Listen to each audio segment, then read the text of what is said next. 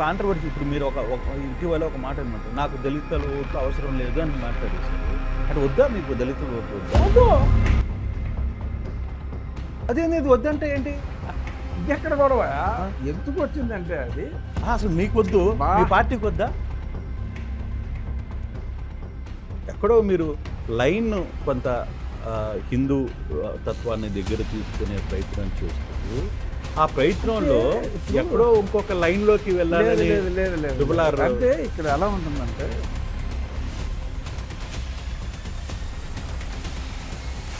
ఇవాళ నేనేదో రాజకీయాల్లోకి వచ్చి నేనేదో హిందూగా మారిపోవటాలు ఏమీ లేవు. ఇది ఎప్పటి నుంచో ఉంది. అది ఎక్కడ ట్రిగర్ అయిందంటే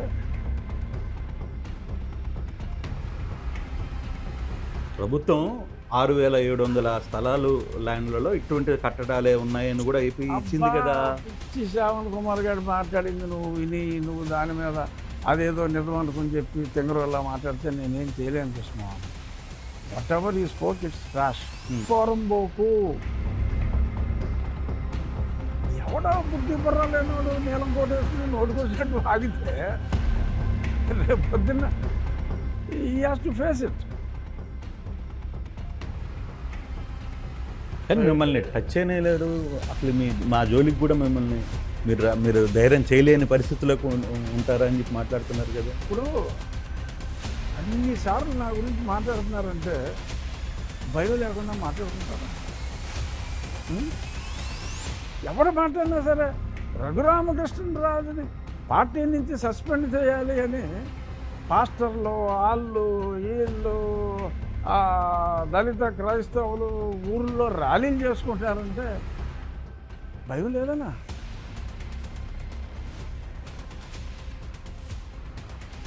ఇది ఎలాగ మాట్లాడి ఇలా పేకలేరు అలా పేకలేరంటే పడతాం అంతే. I'm ready. అంతేనా? I will face any challenge. టీడీపీలో కొందరు మీకు ఏమన్నా అంతర్గతంగా కొందరు పన్నోళ్ళు ఉన్నారా? కొంత మీ మీద వ్యతిరేక లేదు, మీ యాటిట్యూడ్ ప్రాబ్లం, మీకు ఏమన్నా ఈగో క్లాష్ ఇట్లాంటి? ఇప్పుడు నాకు తెలిసి ఎక్కడైనా సరే ఇప్పుడు మీ ఆర్గనైజేషన్ ఉంది చెప్పట్టుకున్నా ఆర్టీవీలో అందరూ కృష్ణమోహన్ లైక్ చేస్తారా? చేయరు కదా.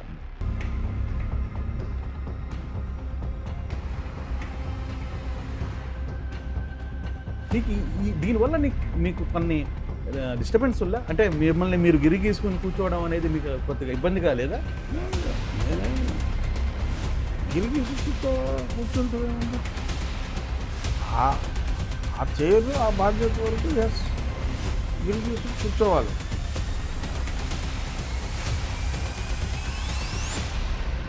ఇటీవల వైజాగ్కి సంబంధించిన మీ అనుచరుడు విజయ్ చౌదరి అతని పేరు, అతనికి ఐడిపి అనే ఒక పార్టీ రిజిస్ట్రేషన్ చేశారు. దీని వెనకాల RRR దగ్గరుండి వ్యవహారాన్ని అంతా నడుపుతున్నారు. వాస్తవం కాదు? పచ్చి అవాస్తవం.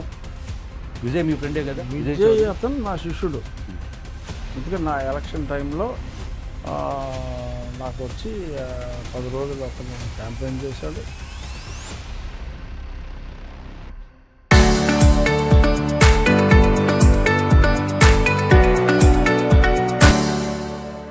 Welcome to RTV. ప్రస్తుతం మనతో డిప్యూటీ స్పీకర్ రఘురామకృష్ణరాజు గారు ఉన్నారు. ఇటీవల కాలంలో ఆయన ప్రతి విషయంలో కూడా ప్రతి చర్యలో కూడా ఒక కాంట్రవర్సీ క్రియేట్ చేస్తున్న నేపథ్యం. అసలు ఎందుకు ఈ కాంట్రవర్సీలు ఏంటి ఆయన మాటల్లో వినే ప్రయత్నం అయితే చేద్దాం. సార్ నమస్తే. నమస్తే కృష్ణమోహన్. అసలు శూన్యంలోంచి కాంట్రవర్సీ తీసేవాళ్ళు మీ ఆర్టీవీ సార్. మొదలే కాంట్రవర్సీ అని మొదలెట్టారు. ఇప్పుడు బేసిక్గా ఒకటి సార్, మీరు డిప్యూటీ స్పీకర్ కదా? అవును. కానీ పబ్లిక్ స్టిల్ మిమ్మల్ని ఇంకా రెబల్ నాయకుడిగానే చూస్తున్నారు. ఎందుకని అంటే బహుశా మరి గతంలో వచ్చిన 5 సంవత్సరాల్లో వచ్చిన ఇమేజ్ అది కాబట్టి అది మర్చిపోలేకపోతున్నారేమో. అంతేనా అనుకోవాలి. ఒకవేళ నువ్వు అన్నది నిజమైతే. అన్నది నిజమేంటి? రెబల్గా ప్రజలు అనుకుంటున్నది నిజం అయితే 200% అదే కారణం అవ్వాలి. ఎందుకంటే ఆల్మోస్ట్ 4 సంవత్సరాలు పైబడి సో రెబల్గానే ఉండవలసి వచ్చింది కాబట్టి ఆ ముద్ర అలా పడిపోయి ఉండొచ్చు. ఇప్పుడు ఎంత సాత్వికంగా ఉన్నా ఆ ముద్ర అలా పడిపోయి ఉంటుందని అనుకుంటున్నాను. అంటే బేసిక్గా స్పీకర్లు, డిప్యూటీ స్పీకర్లు కొంత అంటే ఆ నియోజకవర్గానికి పరిమితం అవుతారు. పాలిటిక్స్ కానీ ఇతర విషయాల మీద పెద్ద దృష్టి పెట్టరు. కానీ రఘురామరాజు విషయంలో అది పెట్టకపోతే పబ్లిక్ ఒప్పుకోరా? లేకపోతే మీరు ఆ విధంగా వాళ్ళని డైవర్ట్ చేసి తమ వైపుకి తిప్పుకునే ప్రయత్నం చేస్తున్నారు? నేను కూడా అంటే ఇప్పుడు నన్ను అడిగేది రీసెంట్గా మా ఆకివీడు అన్నీ నేను ఓవరాల్ సబ్జెక్ట్ మాట్లాడుతాను. I'm not ఆక్విడ్ separate subject, but అది ఓవరాల్ కూడా నా నియోజకవర్గానికి సంబంధించింది కాబట్టి సో ఒక రకంగా అది నా నియోజకవర్గ ఇష్యూ. డెఫినెట్గా అంటే స్పీకర్లో డిప్యూటీ స్పీకర్లో నియోజకవర్గానికే పరిమితం అవుతారన్నదానికి అక్కడ బహుశా డెవలప్మెంట్స్ గురించి అది కూడా మా నియోజకవర్గానికి సంబంధించింది కాబట్టి ఆ నియోజకవర్గ పరిధిలోనే చూడాలి, దాన్ని రాష్ట్ర స్థాయిగా చూడకూడదు. కానీ ఒక ఒక ఒక ఇటీవల కాలంలో ఒక పెద్ద మీ కూటమి ప్రభుత్వంలో ఒక చర్చ మీ మీద పర్టికులర్గా త్రిపులార ఏదైనా మాట్లాడితే ఏమవుతుంది అని ఒక టెన్షన్ అక్కడ మంత్రుల వైపు ఉంది, పార్టీలో 3 పార్టీల్లో కూడా ఉంది. ఎందుకని ఆ టెన్షన్ ఎందుకు క్రియేట్ అవుతుంది? ఏమో అది మీ అభిప్రాయం కావచ్చు కానీ అది నిజం కాదని నేను అనుకుంటున్నాను. ఎందుకుంటుంది ఏదన్నా ఉంటే నేను అందరూ నాకు క్లోజే, నన్నే అడుగుతారు కదా వాట్ ఈస్ దిస్ అని, నన్నే అడుగుతారు కదా ఏంటి అని. అందరికీ నాతో చనువు ఉంది, నాకు అందరితో చనువు ఉంది. సో అంచేత సో ఓపెన్ డిస్కషనే ఉంటుంది తప్ప వాళ్ళు ఇంకో రకంగా ఆలోచించుకొని వాళ్ళల్లో వాళ్ళు గుసగుసలాడుకుని ఇదే ఉండదు. సో కానీ మీరు మీ open గా- అభిప్రాయం తప్పు. నా అభిప్రాయం తప్పంటారా? అంటే పబ్లిక్ డిస్కషన్ పార్టీలో మీ గురించి వస్తున్న పబ్లిక్ డిస్కషన్ వేరు. అంటే మంత్రుల్లో అయితే అందరూ మేము రెగ్యులర్గా మాట్లాడుకునే వాళ్ళమే కాబట్టి వాళ్ళల్లో వాళ్ళు మాట్లాడుకోవటం ఉండదు అంటున్నా. పబ్లిక్ ఎవరైనా మాట్లాడుకుంటే ఏమో. అంటే బేసిక్గా నేను ఎందుకు ఈ క్వశ్చన్ అడుగుతున్నానంటే మీ పార్టీలో అంతర్గతంగా ఒక ఎమ్మెల్యే ఏదైనా తొందరపడి ఒక మాట మాట్లాడినా, ఒక చర్య తీసుకున్నా మీ అధిష్టానం కొంత అక్కడ కంట్రోల్ చేసే పద్ధతో లేకపోతే మాట్లాడే పద్ధతితో ఉంటుంది. కానీ త్రిపులార్ విషయంలో అంత చేసే ధైర్యం ఉందా? అసలు త్రిపులార్ అలాంటి కాంట్రవర్సీలకు వెళ్ళడు కదా. అసలు నేను అలాంటి కాంట్రవర్సీ జోలికే వెళ్ళను. నేను ఏది మాట్లాడినా మీరు ఒక ఎగ్జాంపుల్ ఏది చెప్పినా సరే అది రాజ్యాంగం లింక్ అయి ఉండి చట్టబద్ధం అయి ఉంటే అది 10 మందికి తెలిసేలాగా నేను మాట్లాడతాను, చెప్పిన సంగతులు ఉన్నాయి తప్ప అదర్వైజ్ నేనేమి మా పార్టీలో వేరే వాళ్ళతోటి కాంట్రవర్సీలు కానీ మిగిలిన నియోజకవర్గాల్లాగా సో అటువంటివన్నీ అసలు ఉండే అవకాశమే లేదు. ఏదన్నా ప్రజలకు ఒక అవేర్నెస్ గురించి చెప్పటం, రాజ్యాంగం దారిది తప్పి ఎవరైనా మాట్లాడితే అది సమంజసం కాదని చెప్పటం తప్ప దానికి పార్టీ చర్యలు తీసుకోవడానికి ఆర్ పార్టీ సంజాషి అడగటానికి ఎటువంటి సంబంధం లేదు. ఇప్పుడు ఫర్ ఎగ్జాంపుల్ ఇప్పుడు రీసెంట్గా ఎక్కువగా జరిగిన గత 2 నెలలుగా జరిగిన చర్చ ఏంటంటే ఆక్విడ్ ఓకే ఆకివీడు ఒకటి, దానికే లింక్డ్ ఇంకోటి ఏంటంటే మతం మారిన వాళ్ళకి రిజర్వేషన్లు వర్తిస్తాయా లేదా అనేది. అది 1950 రాజ్యాంగంలోనే ఉంది, ఆర్టికల్ 341లో క్లియర్గా ఉంది. దానికి సంబంధించి ప్రెసిడెన్షియల్ ఆర్డర్లో మరింత స్పష్టంగా తెలియజేశారు. మొన్న ఆయన కూడా తాటి ఆనంద్ అన్నతను సుప్రీంకోర్టుకి వెళ్తే ఛార్జ్ చంపకాయ కొట్టి మళ్ళీ చాలా స్పష్టంగా ఇచ్చారు. సో దాని గురించే తప్పుగా అన్వయిస్తూ కొంతమంది కుమారులు మాట్లాడుతూ ఉంటే ఆ కుమారులు చెప్పింది తప్పు. ఎప్పుడో 1950లోనే కాదు, 1936 ఇండియన్ యాక్ట్ బకింగ్హామ్ ప్యాలెస్లో కింగ్ సమక్షంలో ఏదైతే పాస్ అయిందో అప్పుడే రిజర్వేషన్లు ఉన్నాయి. అప్పుడు రిజర్వేషన్లు ఇచ్చినప్పుడు కూడా for Indian Christians it is not allowed అని చెప్పి బ్రిటిష్ రెజీమ్లోనే చెప్పారు అని అది నేను స్పష్టంగా చెప్పడం జరిగింది. ఉన్నది చెప్పాను. దానికి పార్టీ క్రమశిక్షణకి ఏమైనా సంబంధం ఉందా? అంటే నేను మీ మీద క్రమశిక్షణ చర్యలు తీసుకోవాలి తీసుకోవాలని కూడా నేను ఆ సబ్జెక్ట్ కాదు అసలుకి. ఇప్పుడు కాంట్రవర్సీ, ఇప్పుడు మీరు ఇటీవల ఒక మాట మాట్లాడారు, నాకు దళితుల ఓట్లు అవసరం లేదు అని మాట్లాడేశారు. అంటే వద్దా మీకు దళితుల ఓట్లు వద్దా? వద్దు. అదేంది ఇది వద్దంటే ఏంటి? ఇది ఎక్కడ గొడవ? ఆ. ఎందుకు వచ్చిందంటే అది అసలు మీకొద్దు, బా మీ పార్టీకి వద్దా? అందుకే నేను స్పష్టంగా చెప్పా. శూన్యంలోంచి కాంట్రవర్సీ తీస్తారు మీ ఆర్టీవీ అరే వాళ్ళు. నేను అట్లా కాదు కదా, నేను మీరు చెప్పింది- మాట్లాడిందే కదా. అదే నేను చెప్పింది ఉమ్. దళితుల ఓట్లు వద్దా, దళితుల ఓట్లు వద్దా అని ఎలుగెత్తి అడుగుతున్నారు. ఉమ్. అడిగితే నేనేమన్నానంటే, అరే మా పార్టీ అసెంబ్లీలో రెజల్యూషన్ పాస్ చేసింది ఏమిటంటే, మతం మారినా కూడా వీరికి ఆ రిజర్వేషన్లు ఇచ్చేయమ్మా పర్వాలేదు అని రికమెండ్ చేశారు.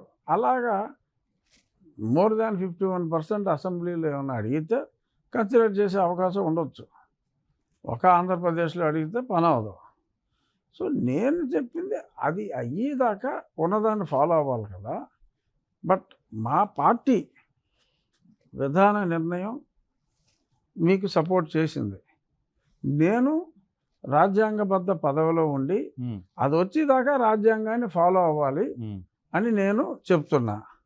మీరు ఏం ఓట్లు అక్కర్లేదా అని అడుగుతున్నారు. సో మా పార్టీ మద్దతు ఇచ్చింది. మా పార్టీలో అందరికీ మీరు ఓట్లు వేయండి.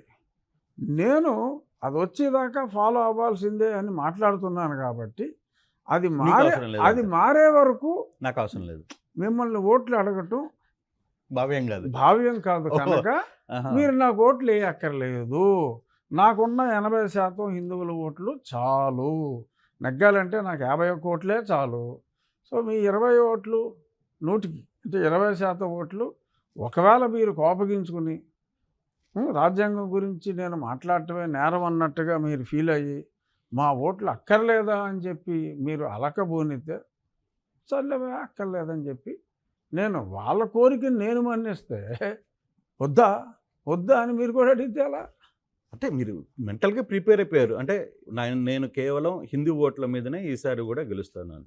మెట్లుగా ప్రిపేర్ అవ్వటం కాదు, వాళ్ళు నన్ను వద్దా అని చాలా స్పష్టంగా బల్లగుద్దినట్టు అడిగారు. మీరు వద్దని చెప్పేశారు కదా. అడగటం సమంజసం కాదు గనక ఉం. వద్దు అని చెప్పా. మళ్ళీ దీనికి మీ పార్టీకి సంబంధం అని మీరు అంటున్నారు కాబట్టి అది కూడా నేను ముందే ఊహించి చెప్పా.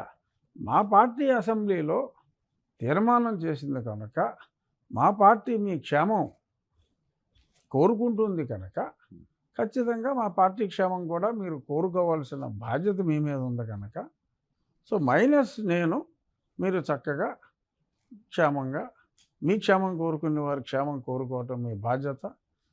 అందాక మీరు ఇది మాట్లాడకూడదు అని చెప్పి నేను అన్నాను కాబట్టి అందాక నాకు ఓట్లు వేయొద్దు అని చెప్పి నేను కూడా సవినయంగా తెలియజేశాను. కానీ ఇక్కడే కొంత మీ ఆలోచన అంటే చూసే వాళ్ళకి ఒక అర్థమవుతుంది ఏంటంటే, ఎక్కడో మీరు లైన్ కొంత హిందూ తత్వాన్ని దగ్గర తీసుకునే ప్రయత్నం చేస్తూ ఆ ప్రయత్నంలో అంటే ఇప్పుడు ఎక్కడో ఇంకొక లైన్లోకి వెళ్ళాలని లేదు. ట్రిపుల్ ఆర్ అంటే ఇక్కడ ఎలా ఉంటుందంటే హిందూ తత్వం అంటే అసలు నా పేరేంటి? రఘురామకృష్ణరాజు. రాముడు కృష్ణుడు పేర్లు అంటే పుట్టుకతోటే మాకు పెట్టిన పేరు మా తాతగారు ఆ పేరు పెట్టారు. చిన్నప్పటి నుంచి గుళ్ళకి వెళ్ళటం అలవాటు. నాకు ఇష్టదైవం కులదైవం వెంకటేశ్వర స్వామి. మా తల్లిదండ్రుల వివాహం తిరుపతిలో అయింది. నా వివాహం కూడా తిరుపతిలోనే అయింది. సంవత్సరానికి 4 సార్లు నేను తిరుపతి వెళ్తారు. ఇది నా చిన్నప్పటి నుంచి జరిగేది. సో ఇవాళ నేనేదో రాజకీయాల్లోకి వచ్చి నేనేదో హిందూగా మారిపోవటాలు ఏమీ లేవు. ఇది ఎప్పటి నుంచో ఉంది. అది ఎక్కడ ట్రిగర్ అయిందంటే నా ఊరికి సమీపాన నా స్వగ్రామమైన అభివరానికి ఆనుకుని ఉన్న ఆకివీడులో ఒక రామాలయం, అది కూడా సాక్షి పేపర్లో పట్టించుకునే వాళ్ళు లేడంటే శుభ్రం చేయమంటే కొడతానికి జనం వచ్చారంటే ఏమిటి ఈ వెర్రి తలలు అనే దాని మీద నేను అక్కడికి వెళ్తే నా మీద కూడా దాడి చేసే ప్రయత్నం జరిగినప్పుడు ఇది శృతి మించుతుంది. So somewhere someone has to obstruct this, లేదంటే వాళ్ళ హూలిగనిజం మరీ ఎక్కువైపోతుంది అనే ఉద్దేశంలో నేను ఇందులోకి రావటం జరిగింది.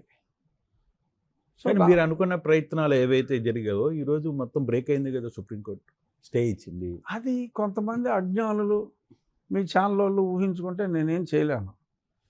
ఏమీ కాల అక్కడ హైకోర్టులో జరిగింది ఏదీ చెప్పకుండా మిగిలిన ఇక్కడ వేసిన మిగిలిన పిటిషన్లో ఓడిపోయి ఆ ఇచ్చిన సీరియస్ ఆర్డర్ల గురించి మెన్షన్ చేయకుండా మాకు ఎటువంటి నోటీస్ ఇవ్వకుండా ఒక ఎక్స్ పార్టీ స్టాటస్ కో తీసుకురావటం జరిగింది. సో దానికి కౌంటర్లు వేసాం. ప్రభుత్వం వకాలత్తులు వేసింది నిర్ణయం. నేను ఆల్రెడీ కౌంటర్ వేయటం జరిగింది. మెన్షన్ చేస్తాం సోమవారం. సుప్రీంకోర్టు ఇంకా 5 రోజులే, 10 దినాలు. 5 రోజుల్లో వస్తే ఇమీడియట్గా మాకు రిలీఫ్ రావచ్చు. రాకపోతే జూలై 13వ తారీఖు లిస్ట్ అయింది. Very first day of the reopening. అక్కడ ఇక్కడ జరిగినాయన్నీ ఆ కాగితాలు ఇస్తే అయిపోయింది matter. There is no issue. Simple point అక్కడ. In government land no unauthorised structure is allowed. అవును, అంతే. దిస్ ఈస్ ప్రభుత్వం 6,700 స్థలాలు ల్యాండ్లలో ఇటువంటి కట్టడాలే ఉన్నాయని కూడా ఏపీ ఇచ్చింది కదా.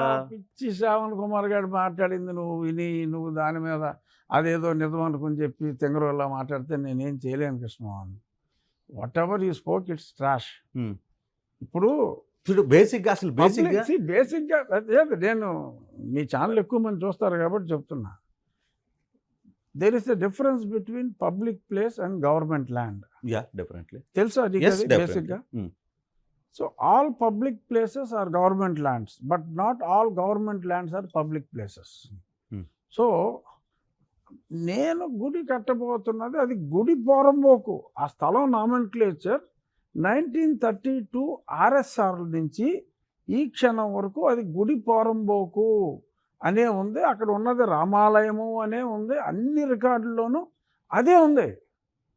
సో ఇది కొత్తగా ఒక పబ్లిక్ ప్లేస్ని తీసుకున్నది కాదు. అది గవర్నమెంట్ ల్యాండ్. ఈ రోజుకి గవర్నమెంట్ ల్యాండే. గుడి పోరంబోక్గా ప్రీ ఇండిపెండెన్స్లోనే అది గుర్తించబడింది. అక్కడే నిర్మాణం చేస్తున్నాం. And after getting all the approvals from the district collector and the municipal administration, it is no more an unauthorized construction. Public place lo unauthorized construction is not allowed. This is neither a public place nor an unauthorized construction. ఇంత సింపుల్గా ఉంటే అర్థం కాని తింగరే డాష్కి ఏం చెప్పాలి నేను? మీరేమో అర్థం చేసుకోకుండా పెద్ద సీరియస్ ఇప్పుడు సీరియస్ గా మీరు మీకు ఢిల్లీలో ప్రెస్ మీట్ పెట్టి ఒక విషయం అండి, మిమ్మల్ని టచ్ కూడా రానేను, టచ్ కూడా మమ్మల్ని చేయనేను అని కూడా డైరెక్ట్ గా చెప్తున్నారు కదా. సో ఇప్పుడు అర్థమైంది కదా, నేను నీకు క్లియర్గా చెప్పాను. సో మీ ప్రేక్షకులకు కూడా ఇప్పుడు చాలా స్పష్టంగా అర్థం అవుతుంది. ఫర్ ఎగ్జాంపుల్ విజయవాడలో 200 అడుగుల 300 అడుగుల అంబేద్కర్ విగ్రహం కట్టారు. ఎక్కడ కట్టారు? సెంటర్లో కట్టారు. పబ్లిక్ ప్లేస్, బెంచ్ సర్కిల్ కదా. ఏమంటారు ఆ గ్రౌండ్ని? పూర్వం పీడబ్ల్యూడి గ్రౌండ్ అనేవారు. It's a pure public place. జనాలు వాకింగ్ చేసినా, గాంధీ గారు నెహ్రూ గారు మీటింగులు, ఎన్నో మీటింగులు జరిగినాయి. It's a pure public place. అక్కడ జగన్మోహన్ రెడ్డి గారు విగ్రహం పెట్టాడు, అదంతా డెడికేట్ చేసి. మరి పెట్టచ్చా ఈ రూల్ ప్రకారం? ఎలా పెట్టగలిగారు? ఎందుకంటే గవర్నమెంట్ ఆథరైజ్ చేసింది కాబట్టి. It is not un unauthorized construction. That is the discretion of the government. ప్రభుత్వాన్ని నువ్వు ఎందుకు ఇచ్చావు పర్మిషన్ అంటే? పర్మిషన్ లేకుండా కట్టకూడదు అని ఎప్పుడో సుప్రీంకోర్టు రూల్ ఇచ్చింది. పబ్లిక్ ప్లేస్లో ఇది రోడ్డుకి మధ్యలో ఎవడో విగ్రహం పెట్టేస్తా అండి, అది కుదరదు అని. అది కుదరదు అని చెప్పారు అంతే. సో అది ఇటువంటి వాటికి అసలు వర్తించదు. ఎవడో బుద్ధి బుర్ర లేనివాడు నీలం కోట వేసుకుని నోటుకొచ్చినట్టు ఆగితే రేపు పొద్దున్న ఈ has to face it. Court open అయిన తర్వాత. కానీ మిమ్మల్ని టచ్ చేయలేరు అసలు. మా జోలికి కూడా మిమ్మల్ని మీరు ధైర్యం చేయలేని పరిస్థితులకు ఉంటారని చెప్పి మాట్లాడుతున్నారు కదా. ఇప్పుడు అన్నిసార్లు నా గురించి మాట్లాడుతున్నారంటే భయం లేకుండా మాట్లాడుకుంటారా? ఎవరు మాట్లాడినా సరే రఘురామకృష్ణరాజుని పార్టీ నుంచి సస్పెండ్ చేయాలి అని పాస్టర్లు వాళ్ళు వీళ్ళు దళిత క్రైస్తవులు ఊళ్ళో ర్యాలీలు చేసుకుంటారంటే భయం లేదనా? Simple common sense. చాలా భయపడుతున్నారు. ఎందుకు ఆ భయం ఎందుకు క్రియేట్ చేయాల్సిన పరిస్థితి వచ్చింది? ఏదో చిన్న ఇష్యూని లైట్ వేలో తీసుకుపోవాల్సిన నేపథ్యం. అసలు మీరు అనుకుంటే ఆ ఇష్యూ అంత దూరం కూడా వచ్చి ఉండేది కాదు, లైట్ వేలో జరిగిపోయేది. బట్ ఇది ఎందుకు అంత కాంట్రవర్సీలోకి ఎందుకు పోవాలి? ఎందుకు తీసుకెళ్ళిపోయారు దాన్ని? ఇది ఇలాగ మాట్లాడి ఇలా పేకలేరు అలా పేకలేరంటే చూపెడతాం అంతే. I'm ready. అంతేనా? I will face any challenge. It's a legal battle. కానీ మీకు ఇంకా నమ్మకం ఉంది? నమ్మకం ఉంటుందండి. ఎంత రామాయణం అంతా ఇన్ని రాముడికి చేత అవుతుంది అన్నట్టు చాలా స్పష్టంగా చెప్పాను కదా. It is unauthorised construction. It is not a public place. The land is designated as gudi poramboke in all the documents. ఎవడో పెచ్చోడు ఏదో వాగి ఏయో డాక్యుమెంట్లు కంటికి కనపడకుండా అక్కడ ఎక్స్పర్ట్ ఆర్డర్ తెచ్చుకుంటే ఏమైంది?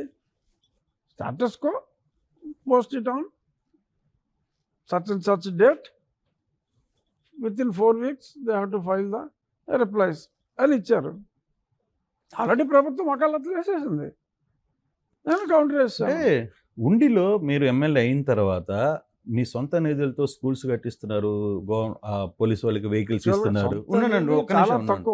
తక్కువ అయినా కూడా మీరు పబ్లిక్ నుంచి ఒక పబ్లిక్కే కాదు, సిఎస్ఆర్ నిధులు, నా ఫ్రెండ్స్ ఇచ్చిన నిధులు, కొంత పబ్లిక్, నామినల్గా నేను అదే కొంత వర్కౌట్ అయితే చేసి ఒక పాజిటివ్ మూడ్లోకి తీసుకెళ్తున్న నేపథ్యంలో అనవసరం కాంట్రవర్సీస్ ఎందుకు? రఘురామరాజుకి అంటున్నా, ఇది ఇంకా పాజిటివ్ అయిందంటున్నా.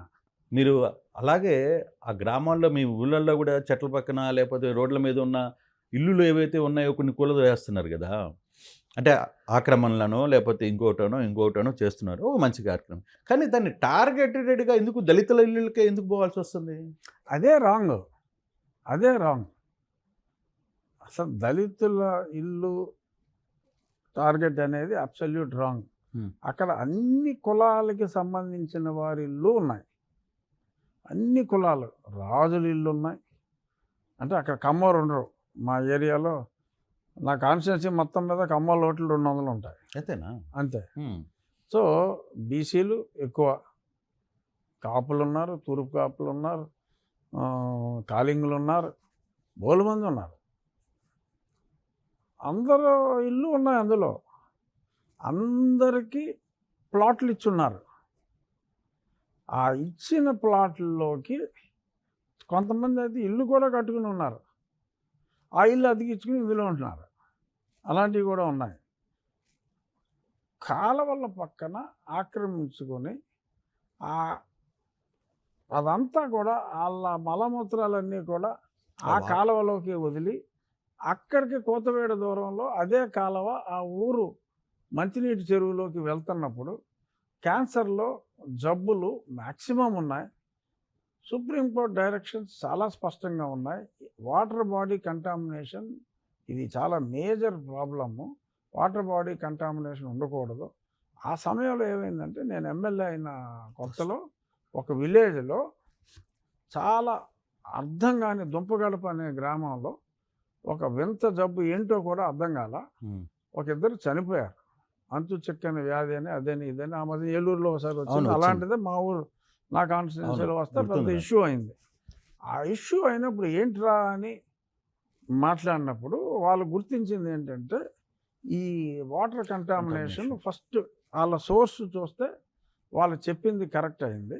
సో ఒక ఊరితోటి మొదలుపెట్టి అలాగే అటువంటిదే ఇంకెక్కడెక్కడ జరుగుతుంది, ఎక్కడెక్కడ డైరెక్ట్గా ఈ మంచినీటి చెరువుల్లోకి ఈ హ్యూమన్ ఎస్క్రిట్ అంతా వెళ్ళిపోతుంది అనేవి చూసి వాళ్ళందరికీ కూడా హౌస్ ప్లాట్స్ ఏదన్నా కొద్ది మందికి 1-6 లేని వాళ్ళు ఉంటే వాళ్ళకు కూడా ప్లాట్లు అరేంజ్ చేసి అలాట్ చేసి వాళ్ళని తరలించడం జరిగింది. అక్కడ అన్ని కులాల వాళ్ళు ఉన్నారు. ఊరికనే ఒకళ్ళిద్దరు కావాలని చెప్పి మా కులాన్నే టార్గెట్ చేస్తున్నారని చెప్పి కొంతమంది మీడియాలో మాట్లాడారు. కొంతమంది సిపిఎం వాళ్ళు వాళ్ళకి సపోర్ట్గా మద్దతుగా మాట్లాడారు. అంతకుమించి ఇప్పుడు నాకు కామన్ సెన్స్ ఉండదా? ఓట్లు మళ్ళీ ఓట్లు అడగాల్సింది నేనే నువ్వే కదా, కదా, ఎక్కడికైనా ఫైనల్గా అదే కదా. ఫైనల్గా అదే కదా. ఉమ్. అయినా సరే మరి నేనేమన్నా పిచ్చోన్నా, ఎందుకు చేయాల్సి వస్తుంది? మామూలుగా రాజకీయ నాయకుడు ఎవడు ఒక అధికారి ఇది తీసేయాలి అని వస్తే యాక్ట్ ఆయన మీరు కాపాడతారు కదా. అని కాపాడతారు. సో మరి నేను ఎందుకు అలా చేయట్లేదు అంటే నాకు రాజకీయం తెలియదా, అసలు నేనేమన్నా తింగరున్నా, నేనేమన్నా పిచ్చోన్నా అంటే ప్రయారిటీస్ ఉండాలి. అల్టిమేట్గా Yes. Human welfare is important. ఒకరిద్దరు స్వార్థానికి మిగతా అందరికీ public should not suffer. So ఆ పాలసీలో if public can understand, larger public got the benefit, only 1 or 2 people temporarily they may suffer for wrong doing. So వాళ్ళ గురించి వీళ్ళందరూ కూడా ఫీల్ అయిపోయి అరే రే అక్కడ ఒక ఇల్లు తీసేశాడు అని మిగిలిన వాళ్ళందరూ రాజుగారు ఓటేయకూడదని చెప్పి అనుకుంటారని చెప్పి నేనైతే అనుకోవట్లా. కానీ 99% of the politicians they think that way. అది వాళ్ళ అదృష్టం దురదృష్టం నాకు తెలియదు, బట్ ప్రజల దురదృష్టం. అలాంటి థింక్ చేసే రాజకీయ నాయకుల్ని ఎన్నుకుంటాం ప్రజల దురదృష్టం. కానీ ఒక ఇంటర్నల్ విషయం సార్, టీడీపీలో కొందరు మీకు ఏమన్నా అంతర్గతంగా కొందరు పన్నోళ్ళు ఉన్నారా? కొంత మీ మీద వ్యతిరేక లేదు, మీ యాటిట్యూడ్ ప్రాబ్లం, అంటే మీకు ఏమన్నా ఈగో క్లాషెస్ ఇట్లాంటి? ఇప్పుడు నాకు తెలిసి లేదు. ఇప్పుడు ఎక్కడైనా సరే, ఇప్పుడు మీ ఆర్గనైజేషన్ ఉంది, డెఫినెట్గా ఉంది. ఆర్టీవీలో అందరూ కృష్ణమోహన్ లైక్ చేస్తారా? చేయరు కదా. డెఫినెట్గా రవిప్రకాష్ దేవికేల్ సార్ కృష్ణమోహన్ ఎలా ఉన్నారు సార్ అని చెప్పేవాళ్ళు ఉంటారు ఉంటారు కదా. రవిప్రకాష్ పట్టించుకోకపోవచ్చు, అది వేరే విషయం. సో అలాగే ప్రతి దగ్గర ఉంటాయి జనరల్గా. కానీ మీ దృష్టికి వస్తున్నాయా నా ఇట్లాంటి దృష్టికి అయితే రాలా, నా దృష్టికి రాలేదు, వచ్చినా నేను పట్టించుకోను. పట్టించుకోరా? ఎందుకంటే లేదు, ఆ. ఇప్పుడు నంబర్ 1 నాకు చంద్రబాబు నాయుడు గారు ఇచ్చిన ఉద్యోగం ఏంటి? Deputy speaker. డిప్యూటీ స్పీకర్ ఉద్యోగంలో నేను ఏ పార్టీ సమావేశాలకి వెళ్ళకూడదు. రేపు ఈ సమావేశాలకి గత మహానాడికి వెళ్ళలేదు, రేపు మహానాడికి వెళ్ళను, వర్చువల్ అయినా కూడా నేను వెళ్ళను, ఎటువంటి పార్టీ సమావేశాలకి కూడా నేను వెళ్ళను. అంటే ఐఎమ్ నాట్ సపోజ్ టు. ఎస్. పార్టీ ఆ మధ్యలో ఎప్పుడో జాడా శ్రావణ్ కుమార్ అన్నాడు, అసలు పార్టీకి రిజైన్ చేయాలి కదా, నువ్వు ఎందుకు రిజైన్ చేయట్లేదని. పార్టీకి రిజైన్ చేయాలి అని రూల్ లేదు, బట్ సమావేశాలు జరిగినప్పుడు న్యూట్రల్గా ఉండాలి, అది moral code of conduct. And at the same time సాధ్యమైనంత వరకు డైరెక్ట్గా పార్టీ సభ్యత్వం అలాగే ఉంటుంది, కానీ డైరెక్ట్గా పార్టీ కార్యక్రమాలు సాధ్యమైనంత వరకు రిస్ట్రెయింట్ మెయింటైన్ చేయడం మంచిది అని, అది కూడా సూచన. చేశారు కదా. That is not rule. అందుకనే అటువంటి పెద్దల మార్గదర్శకాలు వెంకయ్యనాయుడు గారు స్పీకర్ అయినప్పుడు అది దీనికి అయినప్పుడు చేసినట్టున్నాడు కదా. నాకు తెలిసి వెంకయ్యనాయుడు గారు కాదు, ఎవరు చేయలేదు, ఒక్క సంజీవ్ రెడ్డి గారే చేశారు. బట్ సమావేశాలకు వెళ్ళా, పార్టీ సమావేశాలకి వాటికి వెళ్ళా. వెంకయ్యనాయుడు గారు ఎటువంటి సమావేశాలకి, ఆయన ఉపరాష్ట్రపతి అయిన తర్వాత ఎటువంటి పార్టీ సమావేశాలకి అటెండ్ అవ్వలేదు. సో అది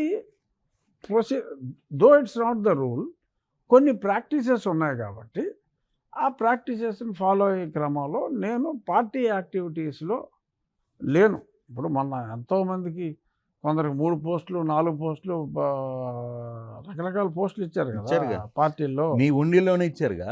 ఇచ్చారు కదా. మా రామరాజుకి పోలిట్ బ్యూరో సభ్యుడు ఇచ్చారు, జిల్లా అధ్యక్షుడు ఇచ్చారు కదా, ఇంకో కార్పొరేషన్ పదవి ఇచ్చారు, చైర్మన్, అదే ఇంపార్టెంట్ చైర్మన్. బట్ నాకు పార్టీలో ఏమన్నా పదవులు ఉన్నాయా? నేనేమంటానంటే కరెక్టే నేను చెప్తున్నా, అందుకని నేను పార్టీతోటే నాకున్న పదవి రీత్యా పార్టీకి దూరంగా ఉండవలసిన అవసరం ఉంది కాబట్టి, సో అందులో ఎవరు ఏం మాట్లాడుకుంటున్నారు అనేది నాకు తెలిసే అవకాశం లేదు, తక్కువ. ప్రస్తుతం అవసరం కూడా లేదు. అంటే ఇక్కడ చిన్న లాజిక్ సార్, అంటే ఈ పోస్ట్లో ఉన్నంత మీరు ఈ పోస్ట్లో ఉన్నారు, మీరు అక్కడ ఎమ్మెల్యే సరే, కానీ పార్టీ ఎందుకో మరి రఘురామకృష్ణరాజు ఉండిలో ఉంటాడా రేపు, లేదు ఇంకో దగ్గరికి వెళ్ళిపోతాడా, ఇంకో దగ్గరికి వెళ్ళిపోతాడా అని ముందుగా ఊహించే మీరు చెప్పిన ఈ మంతెనకి 3 పోస్టులు ఇచ్చి అతన్ని ఎంకరేజ్ చేస్తుందా? అంటే క్యాడర్ని దగ్గరగా లేదు. ఇప్పుడు అందరినీ పార్టీ ఎంకరేజ్ చేస్తుందండి. ఎంకరేజ్ చేయాలి కూడా. అందరినీ ఎంకరేజ్ చేస్తుంది, ఎంకరేజ్ చేయాలి. అందులో ఎటువంటి ఇది లేదు. హ్మ్. 3 కాబట్టి దీని వెనకాల ఇంకేమైనా లేదా? ఏముంటుంది, పార్టీకి పనిచేసే వాళ్ళు కావాలి కదా, పనిచేసే వాళ్ళు కావాలి. ఎవరన్నా బాగా పనిచేస్తే ఇంకొంచెం ఎక్కువ పని ఇస్తారు. రామరాజు బాగా పనిచేస్తున్నాడేమో, అందుకని ఇంకెక్కువ పని ఇచ్చారు. నేను రామరాజు మంచి స్నేహితులు, రోజు మాట్లాడుకుంటాం. బాగా పనిచేస్తే ఎక్కువ పని ఇస్తారు. సో అతను బాగా పనిచేస్తున్నాడు, అతనికి ఇంకా పదవులు రావాలని కోరుకుంటాను నేను. కానీ త్రిబుల్ ఆర్ ఒక లిమిట్కి వెళ్ళిపోయాడు. ఓన్లీ స్పీకర్ పదవి ఉంది కాబట్టి, డిప్యూటీ స్పీకర్ పదవి ఉంది కాబట్టి, ఆయన కొంచెం రిస్ట్రిక్షన్స్ ఉన్నాయి కాబట్టి ఆయన ఆ పదవులు ఇవ్వకుండా, లేదు ఇంకో రకంగా ఇవ్వటానికి లేదు, లేదు అదేలే ఇవ్వటానికి లేదు. నాకు ఏదో పాలిట్ బ్యూరోలో లేకపోతే రాష్ట్ర అధ్యక్షుల లేకపోతే ఉన్నాయి కదా, కొత్తగా ఒక 20 మందిని దేశ ఉపాధ్యక్షులు చేశారు, ఇంకో 20 మందిని రాష్ట్ర ఉపాధ్యక్షులు చేశారు. సో బట్ ఎందులోనూ నా పేరు పెట్టే అవకాశం లేదు. I'm ineligible to be a part of that. అంటే మిమ్మల్ని ఆ పదవిలో పెట్టి అంతటితో ఒక గిరిగీసి గీత గీసి దాంట్లో కూర్చోబెట్టేశారు. అలాగెందుకు అనుకోవాలి, పాజిటివ్గా మరి ఎలా తీసుకోవాలి అనుకోవాలి? కదా. సో అది చాలా గౌరవప్రదమైన పదవి బాబు. అవును, నేను కాదని అది లేదు. ఏమైందంటే అసలు చాలామందికి అసలు డిప్యూటీ స్పీకర్ అంటే ఏదో తింగర పదవి అనుకుంటున్నారు. అది చాలా ఇంపార్టెంట్ పోస్టు, చాలా గౌరవప్రదమైన రాజ్యాంగబద్ధమైన పదవి. అది protocol wise that has got much better protocol than minister. Sir ఒక్క విషయం సార్, మీరు నేను చెప్తున్నా సార్, ఓపెన్గా చెప్పండి. ఎక్కడైనా మనసులో మీరు అనుకున్నాయి లేదు, మీరు ఎక్స్పెక్ట్ చేసిన మంత్రి పదవో లేదు అంటే, మీలాంటి వ్యక్తులకి ఒక గిరిగీసి కూర్చోబెట్టడం కొంత ఇబ్బందికరమైన అంశం చూసేవాళ్ళకు కూడా. నేను ఫస్ట్ టైం మిమ్మల్ని ఒక క్వశ్చన్ అడిగాను, నిన్ను ఇప్పటికీ రెబల్ నాయకుడిగానే చూస్తున్నారు, నేనేమో డిప్యూటీ స్పీకర్గానో నువ్వేదో పద్ధతిగా వచ్చి పద్ధతిగా వెళ్ళిపోతాడు అనే క్యారెక్టర్ కూడా కాదు కదా నీకు. దీనివల్ల మీకు కొన్ని డిస్టర్బెన్స్ వల్ల అంటే మిమ్మల్ని మీరు గిరిగీసుకొని కూర్చోవడం అనేది మీకు కొద్దిగా ఇబ్బంది కాలేదా? నేనేమి గిరిగీసు కూర్చుంటూ ఏముంది, ఆ చైర్ ఆ బాధ్యత వరకు ఎస్ గిరిగీసు కూర్చోవాలి. అదే నేను చెప్పేది, తానికి కూర్చోవాలి. కానీ మీ యాటిట్యూడ్ అది కాదు కదా, మీరు కూర్చునే టైప్ కాదు కదా. నేను ఎమ్మెల్యేగా నా బాధ్యతలు నేనేమి గిరిగీసు కూర్చోవట్లా. సో దేనికి అదే, ఏ పాత్రకి ఆ పాత్రే. ఎమ్మెల్యే పాత్ర గిరిగీసు కూర్చోను, ఎమ్మెల్యేగా పనిచేస్తాను. అక్కడ ఆ పాత్ర వరకు గిరిగీసు కూర్చోవలసిన పాత్ర కాబట్టి ఆ పాత్ర పోషించేటప్పుడు గిరిగీసు కూర్చుంటా. సో ప్రజా సమస్యల గురించి మాట్లాడేటప్పుడు మొన్న ఏదో ఊరికే మైకుల గురించి మాట్లాడాము. మొత్తం మీ ఉండిలో మొత్తం అన్ని పీకిచ్చేసారా? మొత్తం పీకేసాం. ఎక్కడ ఒకటి కూడా ఏదైనా చెదురు మొదలు ఏదైనా మిస్ అయితే మిస్ అయి ఉండదు తప్ప. టెంపుల్స్లో టెంపుల్స్లో అన్నిట్లో ఎక్కడ మీకు అబ్జెక్షన్ రాలేదు? ఎందుకు అబ్జెక్షన్? ఎవరికి రూల్ తెలియదు ఇప్పుడు దాకా రూల్ తెలియదు. అది చెప్పాం, అక్కడే కాదు రాష్ట్రంలో చాలా చోట్ల ప్రజలు ముందుకొచ్చి తీసేస్తున్నారు. కానీ ఇటీవల మీరు ఇటువంటి కేసెస్లోనే ఒక టీం మిమ్మల్ని ఫాలో అవుతుంది ఈ మధ్య రెగ్యులర్గా. అంటే సోషల్ మీడియాలో చాలామంది ఫాలోవర్స్ మీ కొన్ని వాక్యాలకి పర్టికులర్గా హిందుతత్వం నుంచి కొంత మైలేజ్ బాగా క్యాచ్ అవుతుంది. దీన్ని బేస్ చేసుకుని పార్టీ పెట్టాలి అని ఒక నిర్ణయం ఆల్రెడీ పార్టీ కూడా అనౌన్స్ చేసినట్టుగా వస్తుంది. నిజం చెప్పండి. అబ్సల్యూట్ ట్రాష్, పచ్చి అబద్ధం. నేను చాలా స్పష్టంగా చెప్పా, టు అడ్రస్ ఈ పబ్లిక్ కన్సర్న్స్ ఉన్నాయి కదా సార్. ఒక విషయం సార్, ఇటీవల వైజాగ్కి సంబంధించిన మీ అనుచరుడు విజయ్ చౌదరి అతని పేరు, అతనికి ఐడిపి అనే ఒక పార్టీ రిజిస్ట్రేషన్ చేశారు. దీని వెనకాల RRR దగ్గరుండి వ్యవహారాన్ని అంతా నడుపుతున్నారు. వాస్తవమా కాదా? పచ్చి అవాస్తవం. విజయ్ మీ ఫ్రెండే కదా? విజయ్ విజయ్ చౌదరి? అతను నా శిష్యుడు. Hmm. అందుకే నా ఎలక్షన్ టైంలో నాకు వచ్చి 10 రోజులు అతను క్యాంపెయిన్ చేశాడు. అతను సినిమా ప్రొడ్యూసర్ కమ్ డైరెక్టరు. ఇక్కడ వాస్తవ్యులే, త్రిపురనేని, విశాఖపట్నం దగ్గర సెటిల్ అయ్యాడు. ఆఫ్ లేట్ అతను విశాఖపట్నం యాక్టివిటీస్లో బిజీగా ఉన్నాడు, తక్కువ టచ్లో ఉన్నాడు. ఇప్పుడు మీరు టచ్లో ఉంటే ఒకసారి మాట్లాడతారా ఓపెన్గా? క్లారిటీ వచ్చింది. క్లారిటీ ట్రై చేస్తాను. నా దగ్గర నెంబర్ కూడా లేదు. మీరు ఒక్కసారి ఫోన్ చేయండి, మీ దగ్గర నెంబర్ ఉంటుంది. ఇంటర్వ్యూలు మాట్లాడేటప్పుడు అనవసరం కానీ, బట్ జనరల్గా నేను ఓపెన్గా చెప్తున్నాను కదా. సో అతను ఏదన్నా ప్లాన్ చేసుకుంటే నాతోటైతే ఇప్పుడు దాకా అతను డిస్కస్ చేయాల. కానీ రిజిస్ట్రేషన్ అయితే అయింది. నాకు తెలియదు.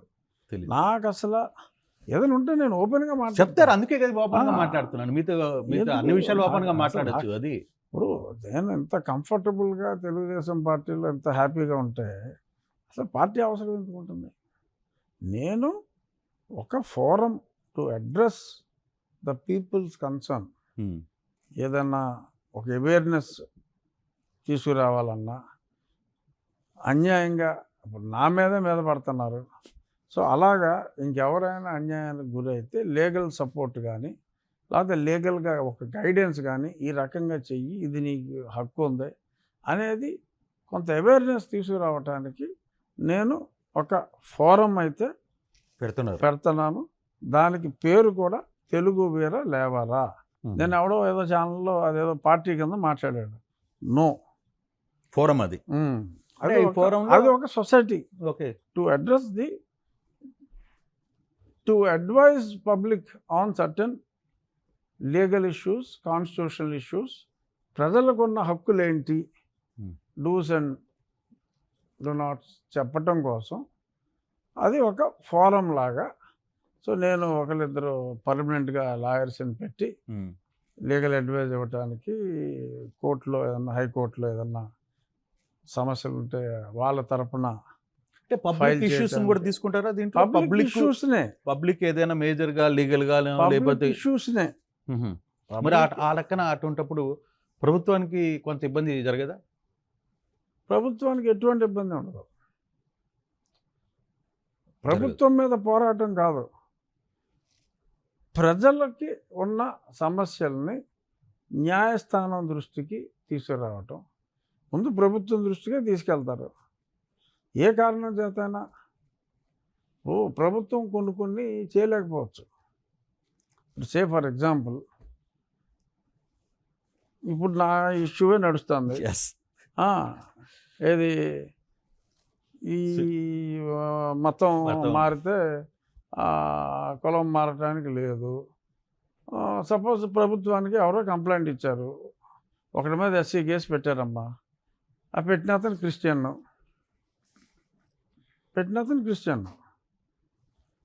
ప్రభుత్వం పట్టించుకోవాలా.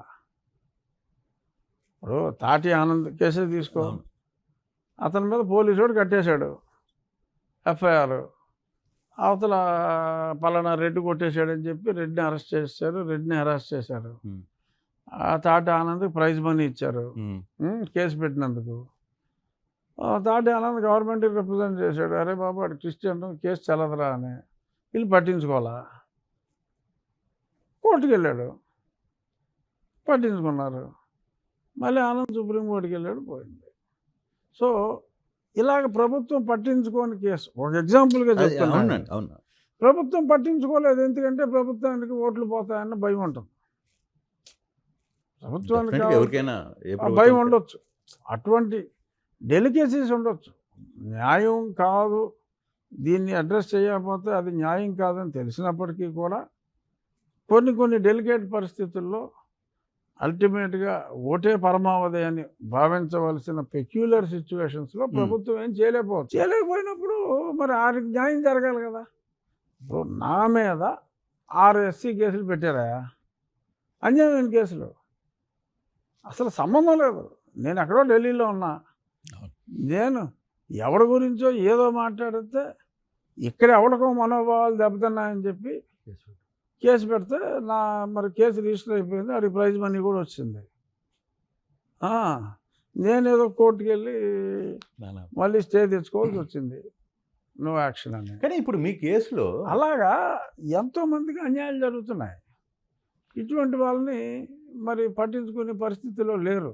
కానీ మీకు అందుకనే ఈ ఫోరానికి రావడానికి మీ సొంత అంటే మీ నా జీవితంలో జరిగిన అనుభవం, మీ జీవితంలో నాకు జరిగిన వచ్చిన కొన్ని కష్టం, నష్టాలు నాకు వచ్చిన కష్టాలు కష్టాలు చాలా మందికి వస్తున్నాయి కాబట్టి అవి అటువంటి వాళ్ళ ఇష్యూలు అడ్రస్ చేయడానికి ఒక ఫోరం ఉండాలి అనే కానీ ఆలోచనతో ఇప్పటికీ మీకు ఇంకా కొంత మీరు అనుకున్న కొన్ని పనులు కాలేదు అని మనసులో ఏమన్నా ఉందంటే పివి సునీల్ వ్యవహారంలో అరెస్ట్ కాకలేకపోవడం, లేకపోతే జగన్ వ్యవహారంలో ఏం పట్టించుకోకపోవడం, మిమ్మల్ని ఇబ్బందులు పెట్టిన వాళ్ళ ఎవరు వ్యవహారాల్లో అది పివి అసంతృప్తి ఉందా? సునీల్ కుమార్ వ్యవహారంలో అయితే నేను పూర్తి అసంతృప్తితో ఉన్నా. అవునా? ఓపెన్గానే చెప్పానుగా, ఎన్నోసార్లు చెప్పాను. ఇవాళ మీ ఇంటర్వ్యూలో చెప్పడం ఉంది, చాలాసార్లు చెప్పాను. అతను అలా బరి తెగించి బజార్లో ఏమిటో తిరుగుతా ప్రభుత్వ ఉద్యోగంలో ఉండి ఏమనే సంస్థను పెట్టుకుని ప్రభుత్వ ఉద్యోగంలో ఉండి మరి అలా చేయడానికి ఒప్పుకోదు. ఎక్కడ సర్వీస్ క్లాష్ వస్తుంది? రూల్స్ ఎందుకు ఒప్పుకోవు. మీరు అనుకున్న కొన్నిటిని ప్రభుత్వంలో ఎందుకు అది ఇంప్లిమెంటేషన్ కావడంలో ఎక్కడైనా ఇష్యూ ఉందా? చెప్పాను కదా బ్రో, 1,00,000 కారణాలు ఉండొచ్చు. అతనే చెప్తున్నాడు కదా, నన్ను ముట్టుకుంటే నాకు ఎంతమంది ఓట్లు ఉన్నాయి, నా వెనకాల ఓ పెద్ద జాతి ఉంది అని అతను చెప్పుకుంటున్నాడు. సరే, ఇలాగ నా వెనకాల జాతి ఉంది లేదంటే ఒక ఫోర్స్ ఉందని చెప్పుకునే వాళ్ళకి ఒకటికి 71 కోట్లు వచ్చినాయి మొన్న. బట్ ఏమో ఇతను ప్రూవ్ చేసుకున్నాడు వెనకాల ఉన్నది 70 మంది అని. ఇంకా అతనికి ప్రూవ్ అవ్వలేదు కదా, ఏమో 1 కోటి మంది ఉన్నారని ఎవరన్నా అనుకుంటున్నారేమో, నాకు తెలియదు. అలాంటి భావనలు ఉన్నప్పుడు ఒకసారి పోటీ చేసి వెనకాల ఉన్నది 70 కాకపోతే 80 60 తేలిదాకా మరి ఆ భ్రమలు ఉంటే ఉండొచ్చు. ఏమో నాకు తెలియదు, యథమిద్ధంగా ఇది కారణం అని నాకు తెలియదు. బట్ ఏదైనా కానీ రఘురామ యాక్షన్ అయితే తీసుకోవట్లా. త్రిబుల్ చాలా మందిని ఏకం చేస్తున్నాడు. ఇప్పుడు త్రిబుల్ దెబ్బకి చాలా ఫోరమ్స్, చాలామంది వ్యక్తులు ఇప్పుడు మీ మీద అటాక్ చేసే డిఫరెంట్ సునీల్ కుమారు, లేకపోతే జాడా శ్రవణో, లేకపోతే విజయ్ కుమారు, ఇంకొకరు, వీళ్ళందరినీ ఏకం చేసే దానికి త్రిబుల్ కారణం ఏంటి? నిజమేనా? ఒప్పుకుంటారా? ఏం మరి వాళ్ళందరూ ఇదివరకు విడివిడిగా ఉండేవారా? అంటే ఎవరు ఫోరం వాళ్ళది, ఎవరి కథలు వాళ్ళకు ఉన్నాయి కదా. మీ దెబ్బకి అందరూ ఏకం అవ్వాల్సిన పరిస్థితి, ఒకే స్టేజ్ మీద కూడా వచ్చి మాట్లాడుతున్నారుగా. మరి ఇందాక మరి నువ్వు చెప్పినట్టు భయం లేకపోతే కలవాల్సిన పని ఉంది. అదేనే ఎట్టో ఒక విధంగా త్రిబుల్ అందరినీ ఒక కూటమిలోకి చేరేస్తున్నాడు అనేది మంచిదే కలిస్తే. ఎందుకంటే తరతరాలుగా వైషమ్యం ఉన్న దళిత వర్గాల్లో 2 వర్గాలు కూడా మరి ఏకం కలిసినాయి. సో దానికి నేను చాలా సంతోషంగా ఉన్నా. ఎందుకంటే ఎప్పటి నుంచో అన్నెసరీగా అసలు వైషమ్యాలు ఉండవలసిన అవసరం లేదు. అసలు ఏ కులానికి రెండో కులంతో వైషమ్యం ఉండకూడదు, నా ఒరిజినల్ సిద్ధాంతమే అది. నా వలన ఎన్నో తరాలుగా దెబ్బలాడుకుంటున్న 2 దళిత ఇంపార్టెంట్ జాతులు ఏకమైతే ఇంక నిజంగా I will be the happiest man. కానీ ఇంకొక సీరియస్ ఎలిగేషన్, మీ కేసుల్లో కూడా జగన్ శ్రవణ్ కుమార్ ఇంప్లీడ్ అవుతాను అని చెప్పి పదే ఎందుకు చెప్తున్నాడు? ఏం చేస్తారు పాపం, అంతకంటే ఏం చేయగలరు? ఏం చేయలేరు. They have to talk like that, they have to act like that. దానివల్ల మీకు చాలా లైట్ అంతే. శత్రువులు అనవసరంగా పెంచుకుంటున్నావు కదా. శత్రువులు లేకపోతే కిక్కేంటా, నాన్ సెన్స్. శత్రువులు ఉండాల్సిందే, మైండ్ పని చేస్తూ ఉండాలి. ఆ శత్రువు అన్న లేకపోతే నీ మనుగడకు అర్థమే లేదు. Your strength is measured by your enemies attitude. అసలు శత్రువే లేకపోతే అసలు నీ ఉనికి అర్థం ఏంటంటున్నా. No, I want enemies. Pawan కళ్యాణ్తో ఎట్లుంది మీ relation? We have great mutual regard. నాకు బేసిక్గా పవన్ కళ్యాణ్ గారు అంటే చాలా ఇష్టం, ఒక నటుడిగా ముందు నుంచి కూడా. అండ్ ఆయన అభిమాని బేసిక్గా నేను. అంటే మీరు మొదటి నుంచి సార్ మంచి బిజినెస్ లైన్లో ఉన్నారు. తర్వాత మీకున్న కాంట్రాక్ట్స్ హైదరాబాద్లో అన్నీ మేము దగ్గర నుంచి చూసేవాళ్ళం కాబట్టి చెప్తున్నాను. ఇంత కాంట్రాక్ట్స్ ఇంత ఇది ఇప్పుడు ఈ అనవసరమైన కాంట్రాక్ట్స్లోకి వచ్చేసామని ఏమైనా ఫీలింగ్ ఇంట్లో వాళ్ళు కానీ ఎప్పుడైనా అనిపించిందా? ఏముంది కాంట్రవర్సీ ఏముంది అంటున్నా, అనుకునేవాడి కాంట్రవర్సీ ఏముంది ఇక్కడ కాంట్రవర్సీ? ఏదో గుడి కడతానన్నాను, కడతానికి వీల్లేదన్నారు. ఎందుకు వీల్లేదా బాబు, గుడి కడతానన్నా, కడతానా, ఏముంది కాంట్రవర్సీ? వాళ్ళు కాంట్రవర్సీ చేయాలని చూస్తున్నారు. ఇప్పుడు దాకా ఏంటంటే వాళ్ళు ఉడతూపులకి యువతల వాళ్ళందరూ భయపడిపోయారు. ఓట్ల భయం కావచ్చు, కేసుల భయం కావచ్చు. అసలు కేసులు పెడతానికి వాళ్ళకి అసలు ఏం లేవు, నిలబడదు, లేవు, ఆ షీల్డే లేదు. ఎందుకంటే వసం మారిపోయిన తర్వాత కేసులు పెడతానికే లేదు, దొంగ కేసులు పెడతానికి లేదు. సో ఏముంది, భయపడేవారు జనం. ఎందుకురా బాబు ఏదో ఎస్సీ అట్రాసిటీ కేసు పెట్టేస్తారా బాబు, ఎందుకు వచ్చింది న్యూసెన్స్ అని చెప్పి అనుకునేవారు. ఇప్పుడు అదేదో కవచకుండలాలతో ఉన్నారనుకున్నారు, అవి ఏమో దేవతా వస్త్రాలు ఇల్లే అని చెప్పి అర్థమైపోయింది.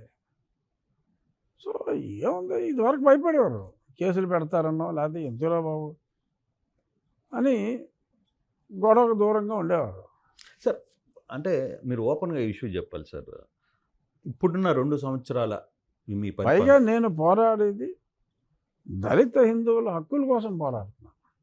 They are happy. ఇంకా మారిన వాళ్ళు ఉన్నారు, ఒక 5%, 10% ఉన్నారు మారిన వాళ్ళు. అండ్ మోర్ ఓవర్ నవ్వు ఇప్పుడు వీళ్ళందరూ మిషనరీ వాళ్ళు, వీళ్ళందరూ మోసం చేశారు జనాలు. మీరు మారిపోయినా సరే మీకుండి బెనిఫిట్స్ అలాగే ఉంటాయి, సర్టిఫికేట్ అలా ఉంచుకోండి, ఇది ఇదే అని చెప్పారు. బట్ అది కుదరదని తెలిసినప్పుడు మళ్ళీ గర్వాపస్ కూడా వచ్చేయచ్చు చాలామంది. ఎందుకంటే రిజర్వేషన్ అనేది ఇంపార్టెంట్ కదా, అవసరం కాబట్టి. బీజేపీ ఫుల్ టచ్లో ఉందా మీకు? అంటే బీజేపీ టచ్ అంటే మాకు మాధవ్ గారు అధ్యక్షులు, మేము ఎప్పటి నుంచో స్నేహితులు. నేను కొన్నాళ్ళు బీజేపీలో ఉన్నాను. అదే అందుకనే అలాంటి టచ్లు తప్ప పార్టీగా అంతా ఒకటే కూటమి కదా. కానీ ఇప్పుడు కూటమి టచ్. ఈ 2 సంవత్సరాల కూటమిలో జరుగుతున్న కొన్ని ఇష్యూస్, కొంత డేటా మొత్తాన్ని త్రిబుల్ చాలా జాగ్రత్తగా దాచిపెట్టుకొని ఉంటున్నారు, కొంత ఇన్ఫర్మేషన్ కూడా గ్యాదర్ చేస్తున్నారని వస్తున్న వార్తల్లో ఎంతవరకు? అసలు నీ ప్రశ్న నాకు అర్థం కాదు. అంటే ప్రతి గవర్నమెంట్లో ప్రతి దగ్గర ఎక్కడో దగ్గర కొన్ని పొరపాట్లు జరుగుతాయి, కొన్ని లోపాలు జరుగుతాయి, కొన్ని స్కాములు జరుగుతాయి, కొందరు నాయకులు వ్యవహరిస్తారు, కొంత ఇది జరుగుతుంది.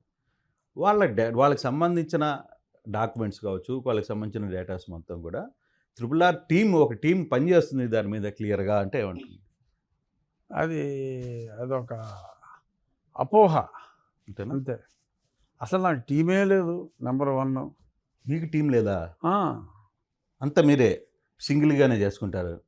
మీకు అందుకే ఇంతమంది జనాలు మీ వెనకాల పడతారు, మీ ఫేస్బుక్, మీ ఫాలోవర్స్, మీకు ఎటువంటి టీం మీ వెనకాల పనిచేస్తుందో తెలుసా మీకు అని అనుకుంటారు జనం. కానీ లేదు, నాకు టీమే లేదు. ఆల్మోస్ట్ 1 మ్యాన్ షో, టీం లేదు. సరే, టీం లేదు, ఓకే.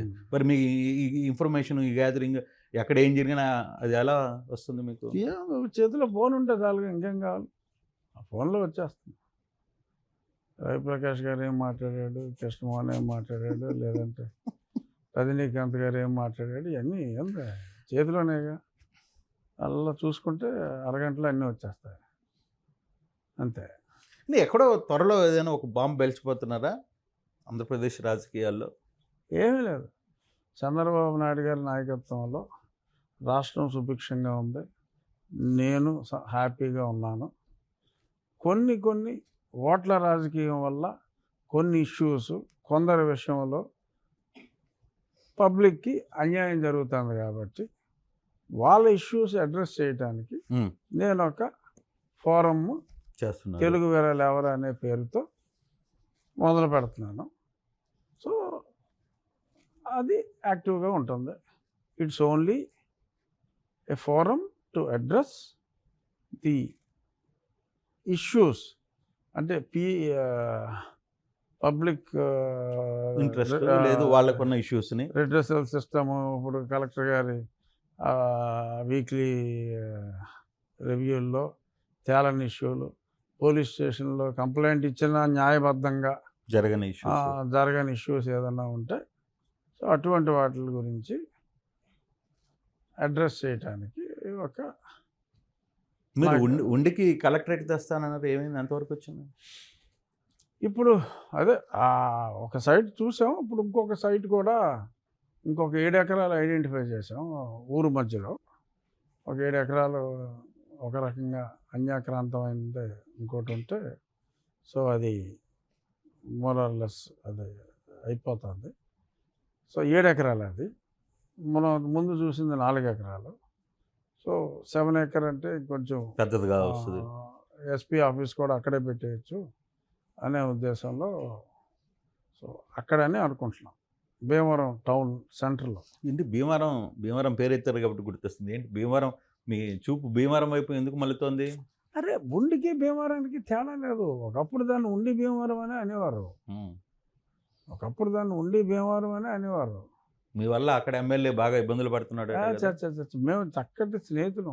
అందరు స్నేహితులే చెప్తారు. నిజంగా లేదు, రామాంజనేయులు గారు నేను చాలా క్లోజ్, చాలా క్లోజ్. అయితే ఇష్యూస్ ఏం లేవు. దృష్టి మీ అబ్బాయి మేము రోజు భయపడిపోతున్నాడు మీ దెబ్బకి. లేదు లేదు, మేము రోజు మాట్లాడుకుంటాం, మేము చాలా క్లోజ్. I respect him. నాకన్నా 10-12 ఏళ్ళు పెద్దోడు ఆయన వయసులో. చాలా క్లోజ్ మేము, చాలా అంటే చాలా.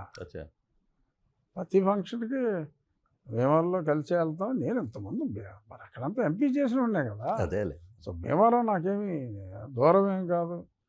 నేను ఉండేదే, నా ఇల్లు ఉండిలో ఆల్మోస్ట్ ఆఖరి survey number. Okay. Bhimavaram municipality నాకు 150 మీటర్లు అనుకునే ఉంది. అనుకునే భీమవరంలో కొన్ని ఏరియాలు ఎమ్మెల్యే గారి ఇంటికన్నా నా ఇంటికి దగ్గర. సో ఏరేం కాదు, రెండు బోత్ ఆర్ ఇంటిగ్రేటెడ్. ఇప్పుడు ఇది భీమవరం అయితే సరౌండింగ్ 80% ఏరియా నేనే. భీమవరం నుంచి ఉండికి వచ్చి మళ్ళీ భీమవరం కాన్స్టిట్యున్సీకి వెళ్ళి ఏరియా కూడా చాలా ఉంటుంది. మిక్స్డ్ అయి ఉంది దాంట్లో, కలిసిపోయి ఉంటాయి.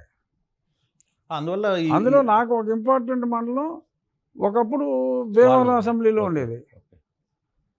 రీఆర్గనైజేషన్ 2009 రాజశేఖర రెడ్డి గారి టైంలో ఒక ఇంపార్టెంట్ మండలం ఉండిలోకి వచ్చింది. సార్ ఫైనల్గా ఒక క్వశ్చన్ సార్, జగన్ సార్ని ఎట్లా మీకు ఉన్న అది తగ్గిపోయిందా? ఈ మధ్య ప్రేమ ఎక్కువ చూపిస్తున్నట్టు ఉంది. ప్రేమ ఎక్కువ చూపెడుతున్నాం ఏం లేదా? ఇది నాకు కూడా న్యూసే. అంటే నేను ఇప్పుడున్న స్థానంలో డిప్యూటీ స్పీకర్గా ఎమ్మెల్యేలు అందరినీ నేను గౌరవించవలసిన బాధ్యత ఉంది. సో పార్టీలకు అతీతంగా ఎమ్మెల్యేలు అందరినీ కూడా సమానంగా గౌరవించవలసిన ఇష్యూ పోస్ట్ ఉన్నాను ఉన్నాను కాబట్టి డెఫినెట్గా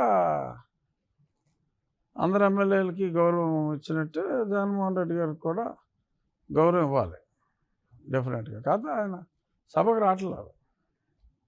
వైసీపీ ఎమ్మెల్యేలు ఎంతమంది మీకు టచ్లో ఉన్నారు చెప్పండి ఓపెన్గా? వైసీపీ ఎమ్మెల్యేల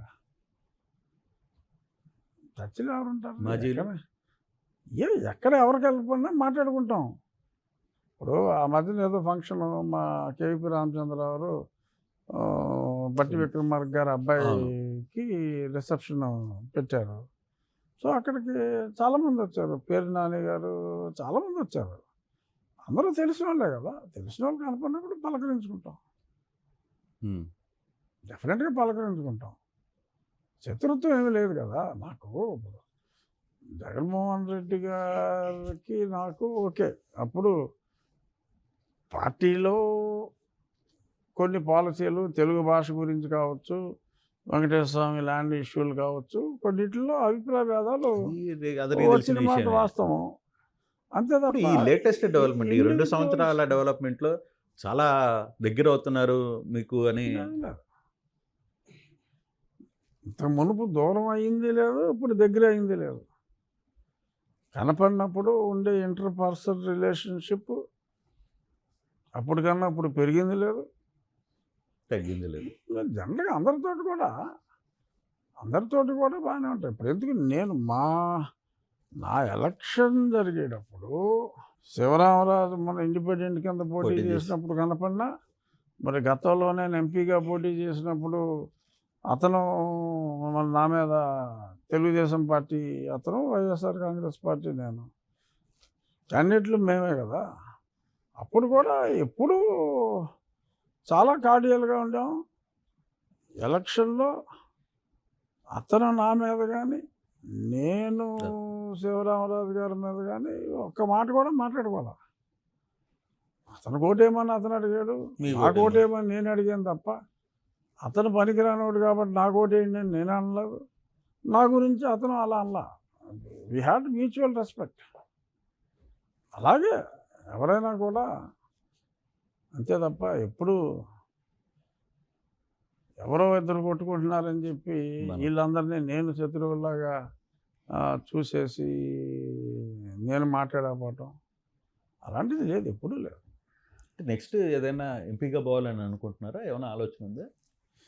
అంటే మీరు ఢిల్లీ రాజకీయాల్లో కీలకంగా ఉన్నారు. బేసిక్గా నాకు ఎంపీ అంటేనే ఇంట్రెస్ట్. మొన్న ఎమ్మెల్యే అనే ఆలోచన అసలు నాకు లేదు. బలవంతంగా ఇచ్చారు సీటు. ఎప్పుడైతే ఇంకా ఎంపీ అవకాశం పూర్తిగా పోయిందో అప్పుడు ఎమ్మెల్యేకి పోటీ చేయవలసి వచ్చింది. విస్తరణ జరిగిపోయేటప్పుడు ఏమైనా మారుతుందా? మీ సీట్ ఏదైనా చేంజ్ అయ్యే అవకాశం ఉందా? ఏంటి రేపు విస్తరణలో అంటే చేర్పు, కొంత మార్పులు చేర్పులు, మంత్రివర్గ విస్తరణ మార్పులు చేర్పులు జరుగుతాయి కదా. మంత్రివర్గ విస్తరణ అంటే అది నాకు ఎలా ఐడియా ఉంటుంది. గతంలో అయితే నేను ఖచ్చితంగా మంత్రివర్గంలో ఉంటానని అనుకున్నాను, లేవు. సో అంచేత ఆ తర్వాత అనుకుంటాం మానేసాం. ఒక 6-7 నెలల ఆలస్యంగా ఈ పదవి ఇచ్చారు. ఈ పదవిలో సంతోషంగానే ఉన్నాం. సో అంచేత ఇప్పుడు మళ్ళీ ఇదా లేకపోతే ఇంకోట అనే ఆలోచన అయితే ఖచ్చితంగా లేదా, నాకు లేదు. మీ అభిమానులు మనకు సంబంధం లేని ఇష్యూ కదా అది. Discussion is with someone. వాళ్ళ మైండ్లో ఏముంటుందో మనకు తెలియదు. సో కాబట్టి దాని గురించి ఒకసారి ఊహించాం, సంపదెబ్బ తిన్నాం, బంగపాటు. సో అందుకని మళ్ళీ ఊహించుకుంటాం మానేస్తే బంగపాటు ఉందిలే కానీ దాంట్లో ఎందుకు ఉండదా? బంగపాటు లేకుండా ఎందుకు ఉంటుంది? నేను చాలా హ్యాపీగా ఉన్నానని చెప్పి చెప్పగలవా? ఇప్పుడు హ్యాపీగా ఉన్నామని చెప్పగలం ఖచ్చితంగా, నిజంగా హ్యాపీయే. హ్యాపీ. 2 సంవత్సరాల ఇప్పుడు జరుగుతున్న రాష్ట్రంలో జరుగుతున్న వ్యవహారాలు వీటన్నిటి మీద నేను పార్టీ ఎమ్మెల్యేగా లేకపోతే ఇంకో వ్యక్తిగా అడగటంలే, ఒక ఓటర్గా, ఆంధ్రప్రదేశ్ ఓటర్గా మీ ఫీలింగ్ ఏంటి? ఇంతకంటే బాగా ఎవరు చేయలేరు. మ్యాక్సిమం శక్తికి మించి సంక్షేమం చేస్తున్నారు, శక్తికి మించి అభివృద్ధి చేస్తున్నారు. ఇంతకంటే బాగా ఎవరో చేయలేరని అయితే చెప్పగలను. కష్టం. ఇవాళ ఉన్న ఆర్థిక పరిస్థితిలో శక్తికి మించి సంక్షేమం చేస్తున్నారు. సో మీరు పాస్ మార్కులు ఇస్తారు లేకపోతే 50% ఇస్తారా? లేదు, డిస్ట్రిక్ట్ ఇస్తా. ఇది మీరు పార్టీ కార్యకర్తగా, పార్టీ ఎమ్మెల్యేగా చెప్పట్లేదు కదా. ఒక రఘురామరాజు కృష్ణరాజు త్రిపులారు ఒక ఓటర్గా మీరు డిస్టింక్షన్ ఇస్తున్నారు. చంద్రబాబుకి ఎంత ఇస్తారు? ఇవన్నీ ఇండివిజువల్గా ఎందుకు? ఆయన మా అందరికీ ర్యాంకులు ఇస్తా ఉంటే మళ్ళీ నేనే ఉన్నాయా బాబు ఆయనకి ర్యాంక్ ఇవ్వడానికి? ఆయన ఎమ్మెల్యేలకి నీ ర్యాంక్ ఇది అని ఇస్తా ఉంటే మా నాయకుడు ఆయనేమో ఆయనే కదా మీకు ఇస్తున్నాడు నియోజకవర్గంలో పిలిచి. హెడ్ మాస్టర్ గారు పిల్లలకి ర్యాంకులు ఇస్తా ఉంటే మళ్ళీ పిల్లలు మేము హెడ్ మాస్టర్ గారికి ర్యాంకులు ఎలా ఇస్తాం? లోకేష్ గారికి అందరికీ కలిపే హెడ్ మాస్టర్ గారు ర్యాంకులు ఇస్తున్నారు. సో అంచేత ఇంకా అందరికీ ఇండివిజువల్ ర్యాంకులు మనం ఎక్కడ చెప్తాం. సార్ 29 సీఎం అభ్యర్థిగా ఎవరి పేరు రాబోతుంది సార్ మీ ఎందులే అంచనా? ఈ మనం ఇంకా చాలా 2 months ఎక్స్టెండ్ అయిపోతున్నాం, వద్దు అంటే సరిపెట్టేద్దాం. basic- అంతే ఆ? ఇదే లాస్ట్ క్వశ్చన్. ఆ. 29 ఎలక్షన్స్కి కూటమిలో అంటే చంద్రబాబు ఫోకస్ అవుతుందా, లేకపోతే ఇంకొకరు ఫోకస్ అవుతారా, ఇంకొకరు ఫోకస్ సీఎం అభ్యర్థిగా అంటే ఎలా ఎలా చూస్తారు దాన్ని? ఏమో అది ఇప్పుడు మనకి ఏం తెలుస్తుంది. పవన్ కళ్యాణ్ గారు అయితే చంద్రబాబు నాయుడు గారిని 15 సంవత్సరాలు అంటే ఈ 5 ఏళ్ళు అయితే ఇంకో 10 ఏళ్ళు ముఖ్యమంత్రిగా చూడాలనుకుంటున్నానని చెప్పి మా కూటమిలోని తెలుగుదేశం తర్వాత బిగ్గెస్ట్ పార్టీ మరి ఆయన అంత స్పష్టంగా చెప్పారు. సో అది చంద్రబాబు నాయుడు గారికి ఒప్పుకుంటే ఆయనే ఉంటారు. సో ఆయనకి సమత్వం, పవన్ కళ్యాణ్ గారి అభిమతం అన్నీ ఒకటే అయినప్పుడు నాయకుల దాని మీదే ఉంటుంది. సో నేను కేవలం నిమిత్తం మాత్రం.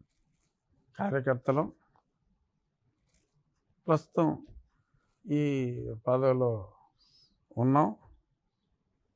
ఒక చిన్న సామాజిక సేవా సంస్థ అయిన తెలుగు వీర లేవరాలో ఫార్ యాక్టివ్ రోల్లో ఉండబోతున్నాను. అయిపోయింది లేదు, అయిపోయిందే. యాజ్ గుడ్ యాజ్ అయిపోయినట్టు. Right sir, thank you. Thank you. Thank you.